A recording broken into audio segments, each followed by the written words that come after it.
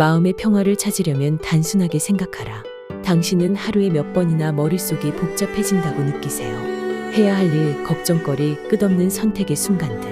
아침에 눈을 뜨자마자 오늘 뭐부터 하지? 라는 생각이 시작되고 잠들기 전엔 내가 잘하고 있는 걸까? 라는 질문이 꼬리를 물죠. 그러다 보면 어느새 마음의 평화는 사라지고 불안과 피로만 남아요. 혹시 이런 생각 해본 적 있나요? 내가 너무 깊이 생각하는 게 문제일까? 사실 당신만 그런 게 아닙니다. 연구에 따르면 현대인의 머릿속은 하루 평균 6만 개의 생각으로 가득 차 있다고 해요. 그중 80%는 부정적이고 95%는 어제와 똑같은 반복이라고요. 충격적이지 않나요? 우리는 매일 똑같은 걱정에 늪에서 호우적대고 있는 셈이에요. 하지만 여기서 질문 하나 던져볼게요. 과연 복잡하게 생각하는 게 우리를 더 똑똑하게, 더 행복하게 만들어줄까요? 아니면 그 반대일까요? 오늘은 그 답을 찾아보려고 합니다. 철학자 아서 쇼펜하우어는 이렇게 말했어요. 지성은 축복이 아니라 저주다. 너무 많이 생각하면 할수록 우리는 평화에서 멀어지니까요. 먼저 왜 우리가 이렇게 복잡하게 생각하게 됐는지부터 살펴봅시다. 현대 사회는 우리에게 끝없는 선택과 정보를 던져줍니다. 아침에 뭘 먹을지부터 어떤 옷을 입을지, 어떤 이메일에 먼저 답장할지, 심지어 넷플릭스에서 뭘 볼지도 결정해야 하죠. 심리학자 베리 슈워츠는 이걸 선택의 역설이라고 불렀어요. 선택지가 많아질수록 우리는 더 불안해지고 결정에 만족하지 못한다고요. 실험 하나를 소개할게요. 슈퍼마켓에서 잼을 파는 실험이었어요. 한 테이블엔 6가지 잼이, 다른 테이블엔 24가지 잼이 있었죠. 결과는 어땠을까요? 6가지 잼이 있는 테이블에서 사람들이 더 많이 샀어요. 왜냐하면 선택이 단순할수록 마음이 편했기 때문이에요. 이게 바로 복잡한 생각이 우리를 망치는 첫 번째 이유입니다. 너무 많은 옵션은 우리를 자유롭게 하는 게 아니라 오히려 갇히게 만들죠. 그런데 이 문제는 현대에만 국한된 게 아니에요.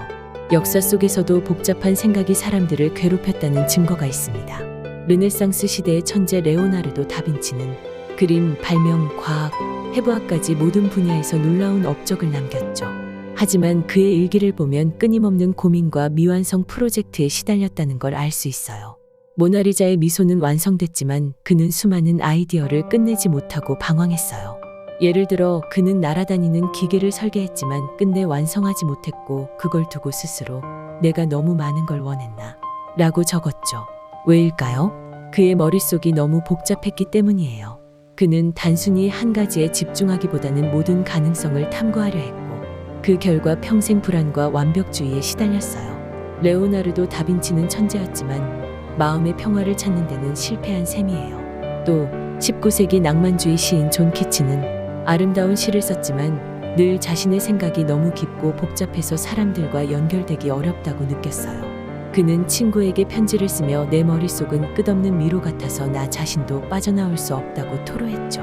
키츠는 25세라는 젊은 나이에 죽었지만 그의 삶은 복잡한 생각이 우리를 얼마나 고립시키고 괴롭힐 수 있는지를 보여줍니다. 아서 쇼펜하우어라는 철학자를 아시나요? 그는 인생을 비관적으로 본 사람으로 유명하죠. 쇼펜하우어는 인간이 의지라는 끝없는 욕망에 지배당한다고 믿었어요. 우리는 더 많이 갖고 싶고 더 잘하고 싶고 더 많이 알고 싶어 하죠. 하지만 이 욕망이 우리를 행복하게 만들까요? 그는 아니라고 했어요. 오히려 욕망과 복잡한 생각이 우리를 불행의 늪으로 끌어들인다고 봤죠. 쇼펜하우어는 이렇게 말했어요. 인간의 고통은 단순히 외부에서 오는 게 아니라 우리가 스스로 만들어낸 복잡한 생각에서 온다. 그의 말대로라면 우리가 평화를 잃는 이유는 너무 많이 원하고 너무 깊이 고민하기 때문이에요. 그렇다면 쇼펜하우어는 해결책으로 뭘 제안했을까요? 바로 단순함이에요.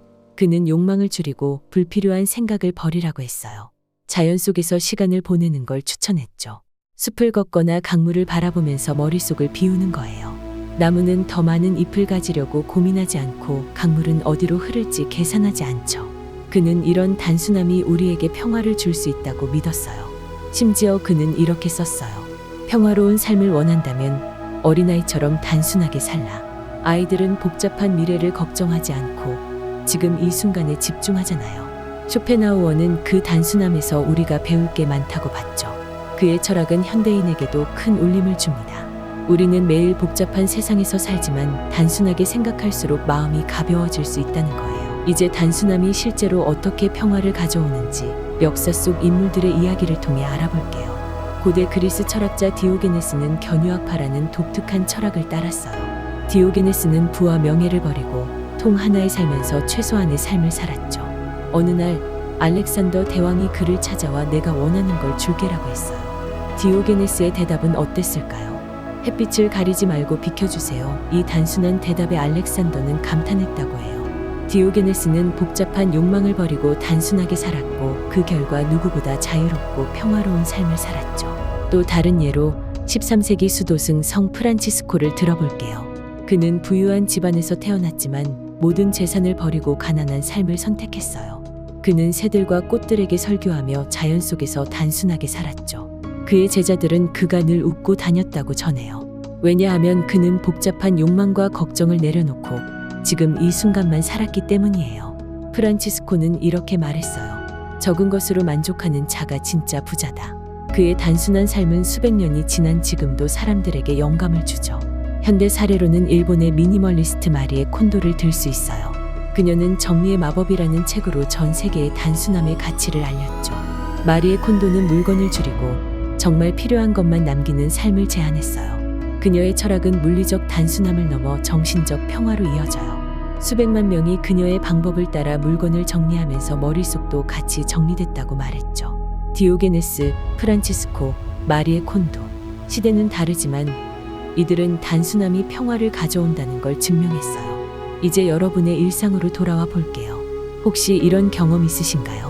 친구들과 대화하다가 갑자기 복잡한 고민을 꺼냈는데 분위기가 어색해진 적 말이에요. 아니면 SNS에서 끝없는 피드를 스크롤하면서 왜 이렇게 피곤하지? 라고 느낀 적이요. 이건 우연이 아니에요.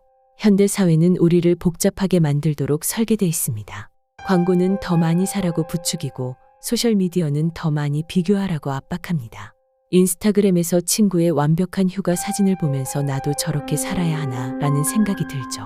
그러다 보면 어느새 내 삶이 부족하다고 느끼게 돼요. 이게 바로 복잡함이 우리를 망치는 방식이에요. 하지만 여기서 잠깐 여러분이 하루를 단순하게 바꿀 수 있다면 어떨까요? 예를 들어 아침에 옷을 고르는 시간을 줄여보세요. 스티브 잡스는 매일 똑같은 검은 터틀넥을 입었어요. 왜냐하면 사소한 결정을 줄여서 중요한 일에 집중하고 싶었기 때문이죠. 과학적으로도 증명됐어요. 2016년 하버드 연구에 따르면 사소한 결정을 줄이면 뇌의 피로가 줄어들고 하루 종일 더 맑은 정신을 유지할 수 있다고 해요. 또 다른 방법은 디지털 디톡스예요. 하루 1시간이라도 스마트폰을 꺼놓고 책을 읽거나 산책을 해보세요. 처음엔 불안할 수 있지만 곧 머릿속이 정리되는 걸 느낄 겁니다. 한 번 더 생각해 보세요. 여러분이 마지막으로 스마트폰 없이 하루를 보낸 게 언제인가요? 아마 기억도 안 날 거예요. 현대인은 평균적으로 하루 3시간 이상을 화면 앞에서 보내고 그 시간 동안 수백 개의 알림에 반응하죠. 이게 우리를 얼마나 복잡하게 만드는지 아세요? 2022년 영국 연구에 따르면 SNS 사용을 하루 30분으로 줄인 사람들은 불안 수치가 20% 감소했다고 해요. 단순함은 멀리 있는 게 아니에요. 여러분 손에서 시작할 수 있습니다. 2020년 MIT 연구에서 참가자들에게 하루 10분간 단순한 명상을 시켰더니 스트레스 수치가 30%나 줄었다고 해요. 더 흥미로운 건 단순함이 뇌의 구조까지 바꿀 수 있다는 거예요. 그런데 왜 우리는 단순하게 생각하기가 이렇게 어려울까요? 현대 사회엔 단순함을 방해하는 함정이 너무 많아요. 첫 번째 함정은 완벽주의예요.